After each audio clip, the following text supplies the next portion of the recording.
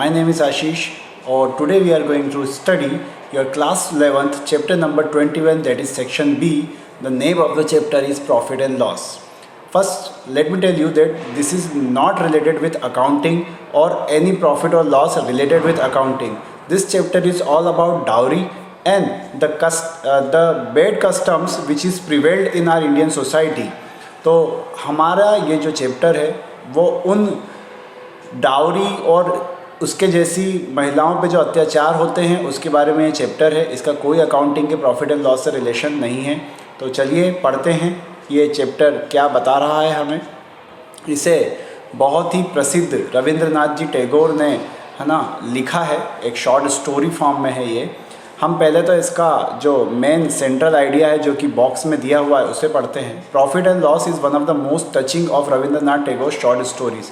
रविंद्रनाथ जी ने जितनी भी शॉर्ट स्टोरीज़ लिखी है उनमें प्रॉफिट एंड लॉस एक बहुत ही बेहतरीन और दिल को स्पर्श करने वाली एक छोटी सी स्टोरी है। It is a sad commentary on the people who wanted dowry and would look after the daughter in law well if she brought proper dowry. ये चैप्टर बताता है कि ये उन लोगों के बारे में है जो दहेज चाहते हैं और बहू की जो देखभाल सिर्फ तभी करते हैं जब उन्हें प्रॉपर दहेज मिलता है। The story also reflects the mental agony of the parents who are not able to pay the agreed upon dowry. और ये उन माता पिता के मानसिकता को भी दिखाता है कि उनके साथ क्या बीतती है जो दहेज देने में सक्षम नहीं हो पाते हैं। The story is relevant even today. ये कहानी आज भी बहुत ही रेलेवेंट है because one can still here about dowry deaths in India, क्योंकि आज भी भारत में दहेज पे होने वाली मृत्यु कम नहीं हुई है और आज भी हम ये सारी बातें सुन सकते हैं। तो चलिए शुरू करते हैं चैप्टर को। When a daughter was born after 5 sons। जब एक बेटी का जन्म होता है 5 बेटों के बाद में, her parents dotingly named her Nirupama. उनके माता पिता ने उसका नाम निरुपमा रखा। Such a high flown name had never been heard in the family before. बहुत ही अच्छा नाम था जो परिवार में पहले कभी सुना नहीं गया था, क्योंकि यूजुअली जो नाम परिवार में रखे जाते थे वो देवताओं और देवियों के जैसे गणेश, कार्तिक, पार्वती ऐसे रखे जाते थे। तो उन सब से हटकर निरुपमा नाम उसका रखा गया था। The question of Nirupama's marriage now arose. Nirupama जब बड़ी हुई तो उसकी शादी का प्रश्न उठा। हर father Ram Sundar Mitra search and search without finding a groom he really liked. उसके पिता जिनका नाम राम सुंदर मित्रा था, उन्होंने बहुत ही खोज करी जब तक उन्हें अपनी पसंद का दूल्हा ना मिल गया। But in the end he procured the only son of grand Rai Bahadur. और उनकी तलाश खत्म हुई राय बहादुर नाम के शख्स के इकलौते बेटे के ऊपर। The ancestral wealth of this Rai Bahadur had diminish. Rai Bahadur खानदानी रईस हुआ करते थे किसी ज़माने में, लेकिन उनकी अब जो संपत्ति है वो ख़त्म हो चुकी थी। But the family was certainly noble. लेकिन हाँ, परिवार को आप नॉबल कह सकते थे, उच्च घराने का कह सकते थे। They ask for a dowry of 10,000 rupees, जो कि आज के हिसाब से देखा जाए तो 10 लाख के बराबर हो जाएंगे। तो उन्होंने 10,000 रुपये की डिमांड उस समय की थी। एंड मैनी एडिशनल गिफ्ट, और भी कई गिफ्ट मांगे थे। Ram Sundar agreed without a thought. Ram Sundar ने बिना सोचे समझे हाँ कर दी। Such a groom should not be allowed to slip through one's finger, क्योंकि हाथों से इतना अच्छा दूल्हा फिसल ना जाए कहीं।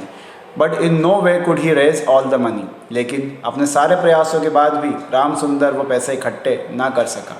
Even after pawning, selling and using every method, गिरवी रखने के बाद, सामानों को बेचने के बाद, हर तरीके को अपनाने के बाद भी वो केवल 6 से 7 हज़ार रुपये ही इकट्ठे कर पाए।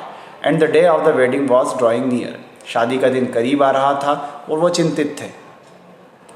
The wedding day came. आखिरकार शादी का दिन आ गया। Someone had agreed to lend the rest of the money at an extraordinary rate of interest. किसी ने उन्हें पैसे देने के लिए हाँ कर ली, लेकिन बहुत ही ज़्यादा ब्याज पर। But he failed to turn up on the day. लेकिन जिस दिन उसे पैसा देना था वो पैसे देने से न कर गया। A furious scene broke out in the marriage room. शादी जहाँ हो रही थी वहाँ पर एक बहुत ही सीन क्रिएट हो गया। राम सुंदर अपने घुटनों पर राय बहादुर से भीख मांगने लगे, है ना। Implored him not to bring bad luck by breaking off the ceremony. जो राय बहादुर था वो दहेज ना मिलने पर शादी तोड़ने की बातें कर रहा था। लड़की के पिता घुटनों पर बैठ के उससे भीख मांग रहे थे कि ऐसा ना करे, और वो कैसे तैसे करके उसे पैसे वापस कर ही देंगे। If you can't hand the money to me now, Rai Bahadur ने कहा, अगर तो मुझे पैसे ना दे सकते हो, the bride groom will not be brought here, तो दूल्हा यहाँ नहीं आएगा, दूल्हा जो बारात है वो यहाँ से चली जाएगी। The woman of the house wept and weld at this distresses upset. घर की महिलाओं ने रोना शुरू कर दिया था, विलाप करना शुरू कर दिया था। और जो रूट कॉज थी, देखिए यहाँ पे कहना तो नहीं चाहिए कि वो लड़की जड़ थी, लेकिन एक्चुअली ये सब कुछ उस बेटी के लिए ही हो रहा था। तो यहाँ पर वो शब्द कहा जाता है the root cause of it sat mutely in her silk wedding dress and ornaments. अपनी सिल्क साड़ी और जेवरों में बैठी हुई वो लड़की चुपचाप थी, जिसके बारे में ये सब कुछ चल रहा था, यानी कि Nirupama. Her forehead decorated with sandal paste. उसके माथे पे चंदन का पेस्ट लगा हुआ था।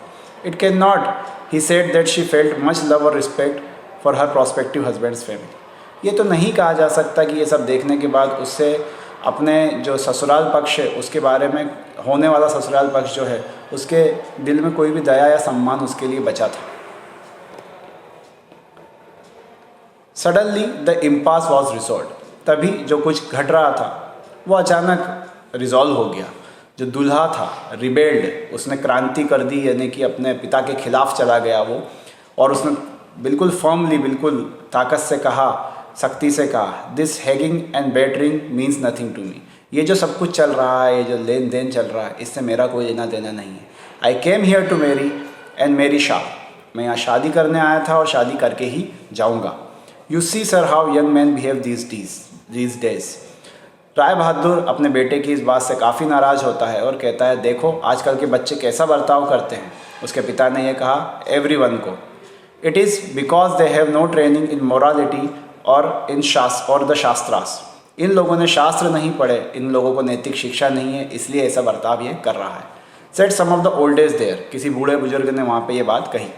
The Rai Bahadur sat despondent at seeing the poisonous fruits of modern education in his own son. Rai Bahadur कुछ नहीं कर सकता था। उसे लग रहा था कि जो आज की एजुकेशन है, उसका जो जहरीला बीज मेरे बेटे के अंदर जा चुका है, उसका कुछ नहीं हो सकता।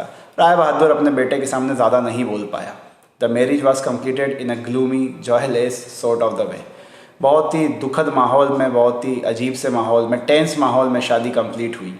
As Nirupama left for her in law's house, her father clasped her to his breast and could not hold back his tears. जब पिता ने उसे विदा किया तो वो अपने आंसुओं को नहीं रोक पाए। Want they let me come and visit you father. Nirupama ने अपने पिता से पूछा, क्या मैं अब घर वापस नहीं आ पाऊंगी? क्या वो मुझे आपसे मिलने नहीं देंगे? पिता ने कहा, why shouldn't they my love. Ram Sundar ने कहा, मेरी प्यारी बिटिया, ऐसा क्यों होगा? I will come and fetch you. मैं आऊँगा और तुम्हें लेके जाऊँगा। Ram Sundar often went to see his daughter but he had no honour in his sons law house. Ram Sundar कई बार अपनी बेटी से मिलने गए, लेकिन उनका कोई सम्मान बेटी के घर में नहीं होता था, यानी कि अब नए घर में नहीं होता था। Even the servants look down on him. यहाँ तक कि जो सर्वेंट्स थे, नौकर थे, वो भी बेइज्जती करते थे राम सुंदर की। Sometimes he saw his daughter for 5 minutes in a separate outer room of the house. कई बार उसे केवल 5 मिनट के लिए बाहर के कमरे में अपनी बेटी से मिलने दिया जाता था। Sometimes he was not allowed to see her at all. कई बार तो उसे मिलने भी नहीं दिया जाता था। To be disgraced so in a kinsman's house was unbearable. इस तरह का अपमान बिल्कुल असहनीय था। He decided that somehow or other the money would have to be paid. उन्होंने तय किया कि किसी भी तरह से पैसा तो चुकाना होगा। But the burden of debt on his shoulder was already had to control. लेकिन hard to control. उनके ऊपर अभी भी कर्जे का जो बोझ था वो ही नहीं संभल रहा था।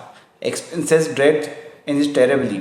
और उस पिता गले गले तक वो कर्जे में था, खर्चे बहुत ज़्यादा हो चुके थे शादी में ऑलरेडी।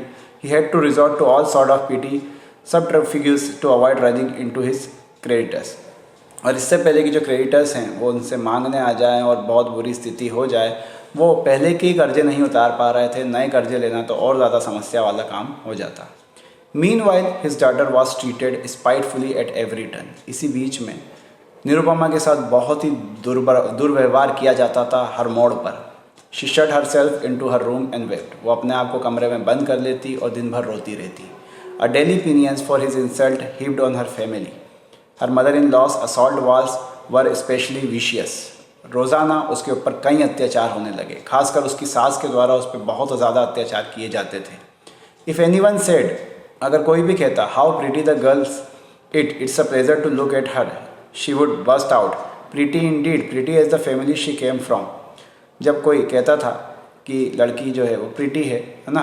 तो उसकी सास ताने मारते हुए कहती थी, हाँ जिस परिवार से आती है वहाँ से तो रहेगी। Even her food and clothing were neglected, ना उसे कपड़े दिए जाते थे ना उसे खाना दिया जाता था। If a kind neighbour express concern, अगर कोई आस पड़ोस का पड़ोसी जो होता था वो कभी चिंता जताता और कहता कि ये कैसी हालत हो रही है बहू की, हर mother in law would say she has more than enough, तो वो उसकी सास कहती थी जितना मिलना चाहिए उससे तो ज़्यादा ही मिलता है उसे। Implying that if the girls father had paid full price she would have received full care. इसका मतलब ये होता था कि अगर उसके पिता ने पूरा पैसा दिया होता तो उसका पूरा सम्मान और पूरी केयर की जाती। Everyone treated her as if she had no rights in the household, हर कोई उससे ऐसा बर्ताव करता था जैसा घर पे उसके कोई कंट्रोल ही ना हो, घर के ऊपर उसका कोई हक ही ना हो। And had entered it by deceit, है ना, और बस किसी तरह से छल द्वारा वो आ गई हो घर में, और जिस तरह से उससे बर्ताव हो रहा था ऐसा लगता था कि वो घर पे कुछ है ही नहीं, एक नौकरों से भी बुरा बर्ताव निरुपमा के साथ किया जा रहा था। Naturally the news of contempt and Shem his daughter was suffering reaches Ramsundar. ये तो ऑब्वियसली बात थी कि बेटी के साथ जो शर्मिंदगी पूर्ण व्यवहार किया जा रहा था उसकी खबर पिता तक पहुंच ही गई थी। He decided to sell his house, उसने तय किया कि वो अपना घर बेचेगा लेकिन बेटी के पैसे चुकाएगा। He did not however tell his sons that he was making them houseless, लेकिन वो अपने बेटों को नहीं बता सकता था कि वो उन्हें बेघर कर रहा है। He intended to rent the house back after selling it, उसने सोचा था कि जिसको भी ये वो घर बेचेगा उससे वापस उसे ही किराए पर ले लेगा। By this ploy his sons would not know the true situation till after his death, तो जब तक वो मरेगा नहीं तब तक तो सिचुएशन का खुलासा होगा नहीं। But his sons found out, लेकिन किसी तरह से बेटों को ये बात पता चल गई। दे केम एंड प्रोटेस्टेड विगरसली, उन्होंने बहुत ही कड़े शब्दों में इस चीज़ का प्रोटेस्ट किया, विरोध किया कि एक हमको बेघर क्यों कर रहे हो। The 3 Elder boys particularly were married and probably had children, तीनों बेटे उनकी शादी हो चुकी थी, उनके भी बच्चे थे। Their objection were so forceful that sale was stopped, उनके ऑब्जेक्शन बहुत ही कड़े रहे और मकान को बेचने से रोक दिया गया। Ramsundar then started to raise money by taking out small loans from various quarter at high interest. Ramsundar ने कई जगहों से छोटे छोटे लोन ले लिए थे बहुत ही हाई इंटरेस्ट पे, so much so that he could no longer meet household expenses. अब वो घर के खर्च भी नहीं चला पा रहा था, इतने ज़्यादा कर्जे उसके माथे या उसके ऊपर हो चुके थे। Nirupama understood everything from her father's expression, Nirupama अपने पिता के एक्सप्रेशन देखकर सब कुछ समझ चुकी थी। The old man's grey hair, pallid face and permanently cowering manner all indicated poverty and worry. जो बूढ़ा व्यक्ति था उसका चेहरा, उसका है ना, उसकी गरीब और दयनीय दशा सब कुछ बयां करती थी। When a father let down his own daughter, he cannot disguise the guilt he feels. जब एक पिता अपनी बेटी को नीचा दिखाता है तो वो इस गिल्ट से भर नहीं पाता है। Whenever Ramsundar managed to get permission to speak to his daughter for a few moments, it was clear at once, even from his smile, how heartbroken he was. जब भी उस पिता को अपनी बेटी से कुछ क्षण के लिए भी मिलने का मौका मिलता तो उसके चेहरे से देखा और समझा जा सकता था कि उसका दिल कितना टूटा हुआ था और वो नकली हंसी हंस रहा था। She longed or returned to her father's house for a few days to console him. बेटी भी तरस रही थी कि वह पिता के घर आ जाए कैसे तैसे, ताकि वो उन्हें सांत्वना दे सके, समझा सके। To see his sad face made it awful to be away. और उनका इस तरह का चेहरा देखकर बेटी का दिल और ज़्यादा टूट जाता था। One day she said to Ramsundar, उनने एक दिन रामसुंदर से कहा, Father, take me home for a while. पिताजी मुझे कुछ समय के लिए घर ले चलिए। Very well, he replied, but he had no power to do so. उसने कहा, हाँ बेटा मैं तुझे ले जाऊंगा, लेकिन ऐसा करने का उसके पास अधिकार नहीं था क्योंकि वो किसी और के घर जा चुकी थी। The natural claims that a father has to his daughter had been pawned in place of dowry. जो नेचुरल क्लेम एक पिता का अपनी बेटी पे जो अधिकार होता है वो दहेज में बहा दिया गया था, वो दहेज में गिरवी रख दिया गया था। Even a glimpse of his daughter had to be begged for a meekly. अपनी बेटी की एक झलक पाने के लिए भी उसे भीख मांगना पड़ती थी। And if on any occasion it was not granted, he was not in a position to take. और अगर वो भीख ना मिलती तो वो उसे देख भी नहीं पाता था। हम इस चैप्टर को देख रहे हैं और देख रहे हैं कि कैसी सिचुएशन एक पिता और पुत्री के बीच में एक जो नाता होता है उसको किस तरह से दहेज रूपी जो दानव है वो निगल जाता है, और किस तरह से दहेज हमारे समाज और हमारी जो विचारधाराएं, परंपराएं और सो कॉल्ड ट्रेडिशंस रहे हैं उन पर एक दाग सा है। इसके पार्ट 2 में हम देखेंगे कि आगे की सिचुएशंस क्या बनती है और क्या स्थिति रहती है, क्या निरुपमा इस चक्रव्यूह से बाहर भी आ पाती है या नहीं। So thank you for watching.